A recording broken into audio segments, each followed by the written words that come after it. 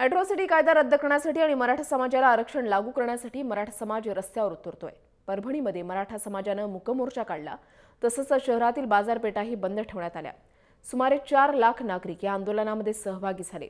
आंदोलनकर्त्यांनी भगवे आणि काळे झेंडे हाती घेतले।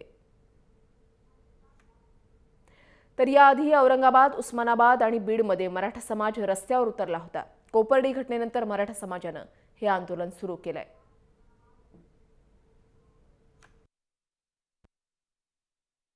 संपूर्ण मराठा समाजावर जो अन्याय चाललेला आहे आणि याचा असंतोष म्हणून संपूर्ण मराठा समाज हा एकवटलेला आहे आणि संपूर्ण मराठा समाजाची प्रमुख मागणी आहे की आमच्या या ज्या काही मराठा समाजावर कायद्याच्या माध्यमातून कायद्याची भीती दाखवून जो अत्याचार होऊ लागलेला आहे, अन्याय होऊ लागलेला आहे, हा अन्याय अत्याचार सहन न झाल्यामुळं आता याला कुठेतरी वाचा फुटली पाहिजे आणि आपण कोणावर अन्याय करण्यासाठी नाही तर आपल्या स्वतःच्या न्याय मिळवण्यासाठी हा समाज एकत्रित झालेला आहे आणि स्वतः संपूर्ण मराठा समाज याचं नेतृत्व करत आहे।